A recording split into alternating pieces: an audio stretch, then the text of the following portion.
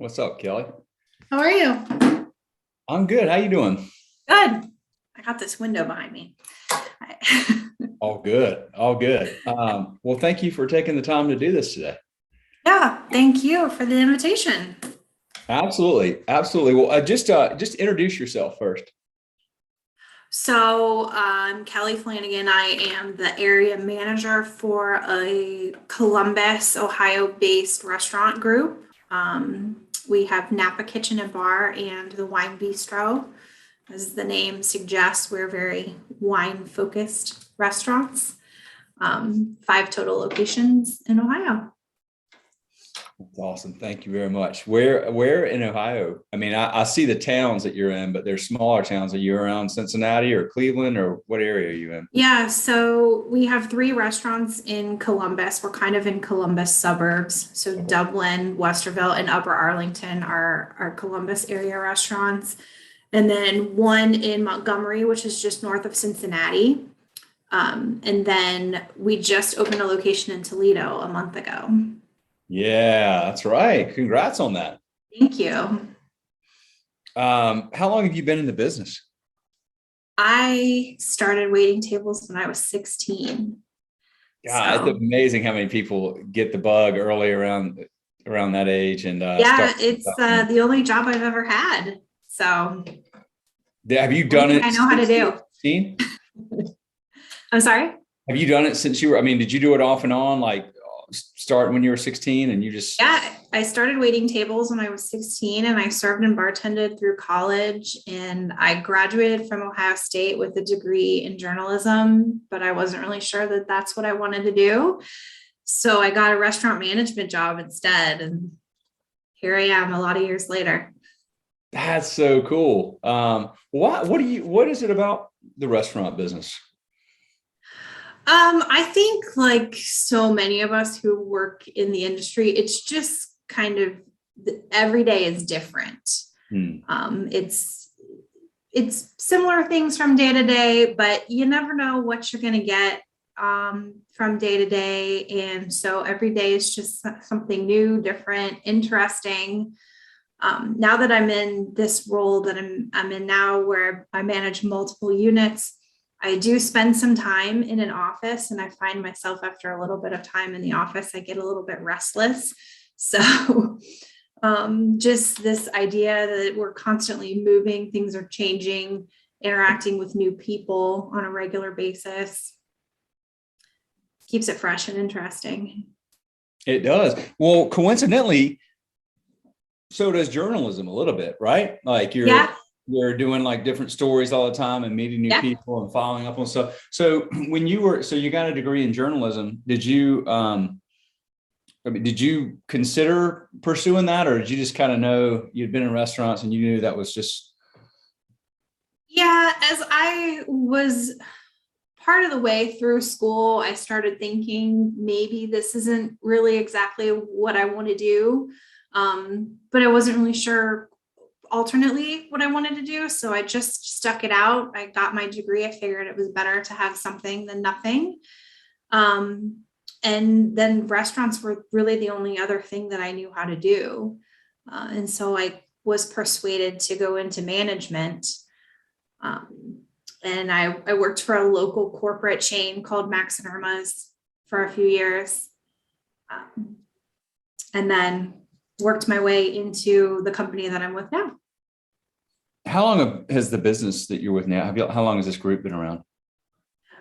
So the wine concepts, we opened the first one, I think 12 years ago, and I've been with the company for 11 years. Ah, gotcha. Okay. So I joined as we were opening our second location. And then through the 11 years that I've been here, I've done personally myself, I think 8 different restaurant openings. Unfortunately, we've closed some along the way, but yeah, it's been a great experience of watching the company and these concepts grow from just new conceptual restaurants into the multiple units that we have now. So, so very wine centric. Are you a big wine connoisseur yourself, or what sort of drives that within the company? Yeah, so I didn't know anything about wine when I started working here. I didn't even drink wine. Um, and now I would call myself a wine geek. I'm definitely into new, interesting, different wines, whatever I can try, whatever I can learn. So it's definitely been a fun part of the job that I got to experience. It's something that I didn't even know that I liked until I started working here.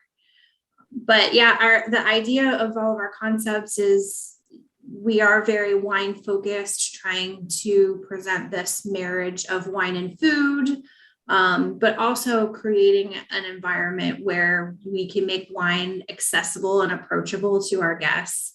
A lot of people are intimidated by wine. You go to a lot of places and people are kind of snobby and pretentious about it. And we're not trying to do that at all. We want to make it approachable, accessible. We want to educate. So we try to just be as friendly as we can about it, offering a huge selection that changes regularly. So even if you came in every day, you could try a different wine every day that you came in. Where are y'all sourcing all these wines? Do you or the owners travel a lot, or? So there's about 15 different distributors that we work with in the state of Ohio. So our distributor partners are really huge in helping us to introduce the wines to our guests. So kind of the way the process works is the distributors represent these different wineries. They bring the wines to us in the restaurant. A really fun part of our job is we get to taste before we buy. So we get to try all of the wines. And then bring them into our program and then introduce them to our guests that way. When you're tasting wine, I know this is going to sound silly, but I don't know a whole lot about wine. My wife likes wine. I don't really drink wine, but like, okay, so you're doing a tasting with one of the distributors and you've got what, like maybe 5-10 different wines you're trying. Is that how that goes? Yeah, typically. Do you sip it and spit it out, or do you sip it and swallow it? It just depends on how many wines you're tasting. So obviously, if you drink the wine, you're potentially going to get intoxicated, and that's kind of frowned upon at work.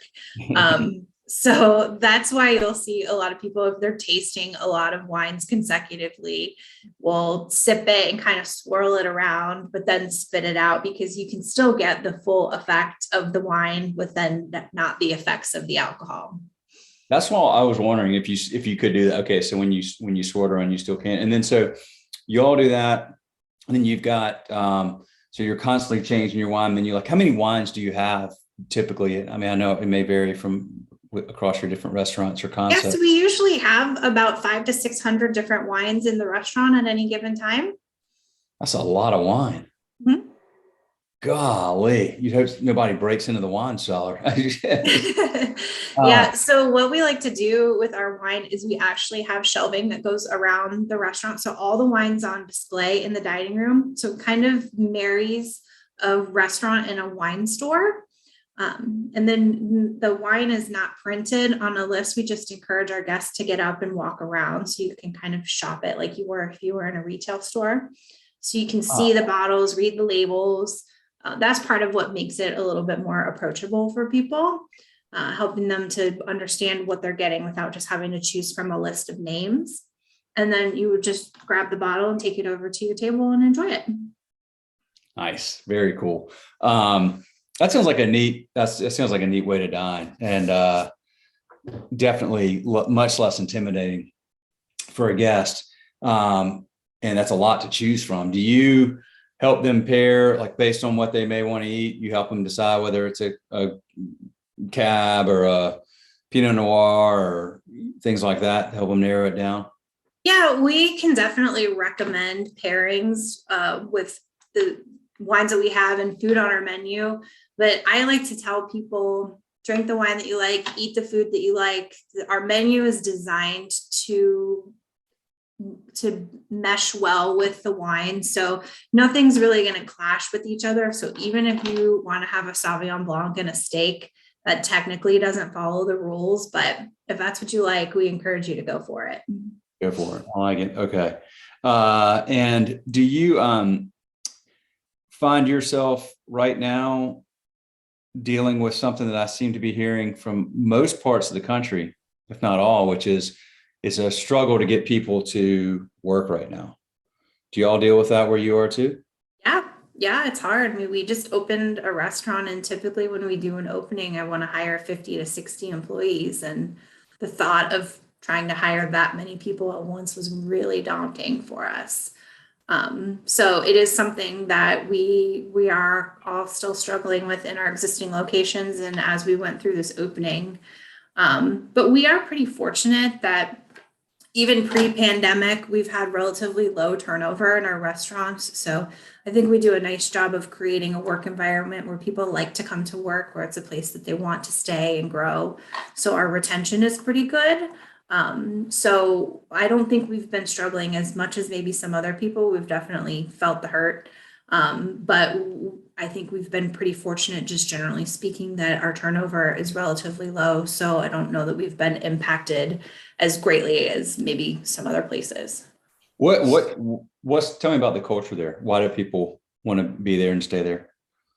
I mean, I think first off, it's just a place that people would like to come as a guest. So to work at a place that it's somewhere that you would want to go if you didn't work there, or that you want to go when you're not working. So it's a place that they want to invite people that they know to come in. They feel proud recommending. And then it's just an overall culture of we take care of our people. We do what we need to do to create a positive working environment, to create an environment that our staff enjoys coming to. They have fun, that everybody gets along, and we just kind of create this culture of being a place that you enjoy going to. And I think most people would probably say if they didn't have to go to work, they wouldn't. But since most of us do have to go to work, you know, it's nice to be able to say that the majority of the time we enjoy going there. We like the people that we work with. We like the environment that we're in. The wine definitely helps. We do a lot of training and education on the wine.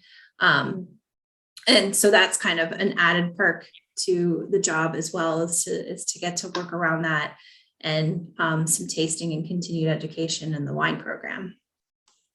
You've had a couple that you said that over the years that haven't with this group that you wound up at some point shutting the doors. What did y'all learn from those? Yeah, so we had a couple smaller restaurants that really just, I think a lot of it boiled down to location and seat numbers. Typically within our restaurant, we see that guests will dine for about 2 hours or so, which is longer than your typical turn in a restaurant. And so when we've got a restaurant that only has 50 or 60 seats and people are staying for 2 hours, it unfortunately doesn't necessarily work with getting people in there to be able to experience the restaurant, I guess in the numbers that you would want them to. So that was kind of our biggest challenge with some of the locations that had closed, and just along with, you think a location is going to be great, and then it just turns out that it just doesn't quite work for what you're looking for. So we've had some great successes, but unfortunately we've had some that didn't work out. And then unfortunately too, we had some COVID casualties. So yeah. So you had some that you just hadn't reopened from COVID. Yeah. What about the new one? Tell me about that. Yeah, so our new location is a lot of new things for us. So we're in a new market. We're in Toledo. So that is a new territory for us. We are in downtown versus all of our other locations are in the suburbs. And we're in a hotel, which we've never done before. All of our other restaurants are freestanding. So a lot of new challenges that we encountered doing this new location, but we're really excited about it. Downtown Toledo is really going through this revitalization process. So there's a lot of renovation happening in downtown. So I think over the course of the next couple of years, we're going to see the residential boom down there. There's a lot of events and activity. So we're kind of getting in on the ground floor as everything is really up and coming, and we've got a great location. So we're just really excited about it, just being in this new market, but kind of getting in as we're in this beginning process of this renewal of downtown Toledo. Is this a new hotel or one that's being renovated, or just one where was there a restaurant in here before? Or? So it was an existing hotel. It's been vacant for many years. So that's kind of part of this revitalization process of downtown Toledo, is that they did a full renovation of this hotel. This has been a couple years process. It's a 15-story hotel. And there was an existing restaurant in there, which we took over the space, but everything pretty much was gutted and brand new. So back in the day, it was previously a hotel, but everything newly renovated, newly branded. So it's a really beautiful new property down there. Did y'all work on this through COVID? We didn't start our restaurant portion until about August of 2021. But the hotel, was under construction for a couple of years. So they kind of caught the tail end of things, and then working through all of the post-COVID. So was the build out delayed and or more expensive than the build out would have been 2 or 3 years ago? I mean, it just seems like everything costs a lot more now to put together. I mean, supply chain created a huge issue with a lot of things. It's typically when we do a restaurant opening, we'll order our equipment package, maybe 90 days ahead of opening or something like that. I mean, we were ordering 6 to 8 months ahead of time, just trying to stay in front of supply chain, and we still had things that didn't arrive on time. And I mean, that was a really small scale of what we were dealing with in the restaurant compared to what they were dealing with on the hotel side. I mean, imagine 15 stories, over 300 rooms. So they were able to get it done in pretty decent time, but we experienced some delays, a lot of just with supply chain issues, and you think something's going to show up and then it doesn't, and then you're not sure when, and now you're too late to find a replacement. So you're just kind of stuck waiting for it. But everything came together at the last minute and we're up and running. So you're at it. Are there issues? I may be just dreaming this, but did somebody tell me recently that wine has been affected a lot by the supply chain? So there is a glass shortage, is what I'm being told. So the bottles, it's harder for the wineries to find bottles. Wow. So we'll see how this is going to impact this 2022 vintage. You've got harvesting now in the southern hemisphere, and then in the fall in the northern. So we'll see how it's going to impact the supply, just because of the glass shortage. And we've already kind of prior to this seen wineries trying out some different methods of packaging the wine. You've got wine in a box, kind of has a bad stigma, but they're actually it's actually a good method of packaging. So we kind of saw some wineries that weren't doing that before try to move towards those larger formats. You've got wine in a can.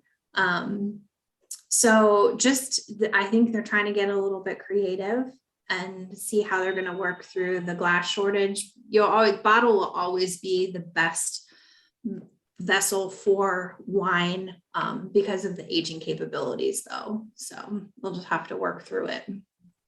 Because it ages best in glass. And you mentioned Southern Hemisphere and Northern Hemisphere. Are there where are some of the I think like Southern Hemisphere. So is this South America, Australia, New Zealand? Is that where Mhm. it comes from in the Southern Hemisphere? Yeah. Okay. And what, so Northern Hemisphere, did I hear that England is starting to produce wine, or is that, I feel like I heard that they were starting to create, like bottle some good wine over in England, but Yeah, maybe yeah. I mean, you can grow grapes anywhere. You can plant. Just because you can grow grapes doesn't necessarily mean you should. It's really based on the climate and what type of varietal you're planting and how it's going to hold up. But yeah, I wouldn't be surprised to hear that. They're a big wine drinking market, but their climate makes it a little bit tricky. It's pretty cool the majority of the year. So yeah. um, it might make it a little bit more difficult to grow some of the different types, but it's definitely possible. What's that valley in Oregon that produces a lot of good wine? Or maybe it's like a certain varietal. I don't remember, Yeah, but Willamette Valley in Oregon, yeah. they specialize in Pinot Noir. Okay. Yeah. Why is that such a good location? So somebody discovered many years ago that that Willamette Valley area in Oregon kind of falls almost on the same latitude longitude lines as the Burgundy area in France. And so Burgundy in France is kind of Pinot Noir's birthplace. Um, and so you've got similar climate type there that is ideal for Pinot Noir. Pinot Noir is a thinner skinned grape, so it likes some cooler temperatures. So Burgundy and Oregon, while they might get hot during the day, it's still cool at night. So typically good conditions for Pinot Noir, and that's why it does well there. Okay. Gotcha. Gotcha. Man, I've learned more about wine in the last 30 minutes than I've ever known. Well, what do you spend? Like, what is it? I know it changes, and I know that's what you love about the job is each day is different and you have a lot of different things, but like right now during the days, are you spending a lot of your time when you're not in the office? Do you spend a lot of time driving around to your locations? Do you spend a lot of time? Are you in Toledo a lot now since that's new, or what does a day look like for you most of the time, ideally? I do spend a lot of time in the car. Even when I'm in Columbus, there's 3 restaurants in Columbus. They're all about 20 minutes apart. So if I wanted to go to every restaurant in a day, I still have to spend a decent amount of time in the car. And then the restaurants that are out of town for me, Cincinnati has been open for about 4 years. I still try to go there every week or every other week. So that's down, just heading down there and just observing how the shift runs and interacting with the managers and things like that. And then Toledo being our newest restaurant, I still spend several days a week up there. So fortunately for me, we're in a hotel. So I basically just go up there and I live at work for a few days. Oh yeah, I didn't think about that. Yeah. That makes it easy. Yeah, so I do spend a lot of time traveling between the locations, but I try to spend as much time in the restaurants as I can, just interacting with staff, interacting with the managers. For the most part, we have great teams and the restaurants run smooth. So it's really just me giving feedback on my observations and suggestions on how we can improve our operations and get things running better and try to be a little bit more profitable. You seem like a very cool lady. I bet you have, I can see why people would want to work for you. You got a cool demeanor, and that goes far in your world. I mean, you've got, it could be easy to maintain and carry a lot of stress in hospitality. I mean, you've got a lot of locations and a lot of people that are employees, looking to you, customers. It's a lot to manage. So I tip my hat. I think it's an impressive thing to do to manage all the things that you have to manage on a daily basis and keep your head on straight, Kelly. Seriously.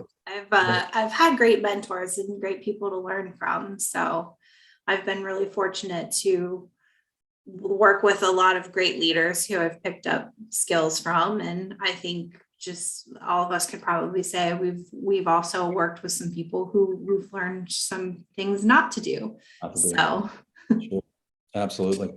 Well, you're a great example of, what, just how if you start in restaurants, and I've got 3 kids. My middle son he starts on Monday, his first job at a restaurant. But I always said, like, you can, it's such a great career because if you're with, if you attach yourself to a good group of people, then they're going to run a good business, and that business is going to grow over time if they want it to. And with that growth comes opportunities for you to grow with it. I mean, you all will keep opening restaurants and hiring new people, which presents new opportunities. And it's just a wonderful industry for that reason. In addition to the fact that it's like one of the only industries, I believe, that truly doesn't matter what, like where you came from, where you went to school, what color your skin is, what gender you are. It's like, if you will show up and take good care of our guests and be a good teammate and work hard, sky's the limit, right? yeah. Yeah, it's such a great, diverse environment. It's a great place to meet different kinds of people and learn about different people, different cultures. But also too, I think restaurants are great for somebody who maybe doesn't quite know their place. Yeah. There's so many different things that you can do in a restaurant. I think if you have somebody who just has a great attitude and a willingness to work hard, you can find a place for them in a restaurant. Absolutely. Absolutely.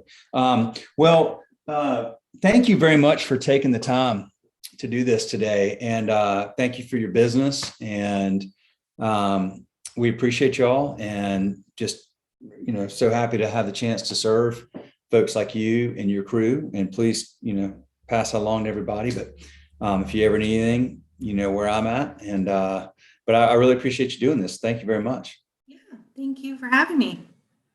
And good luck. Good luck. I know that you got open. That's the first step. And now, yep, first hurdle. Now, yeah, we just got to keep it going.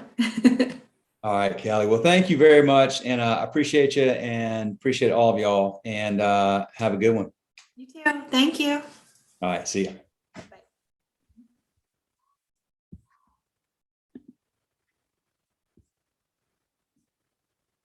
Let's do a recording.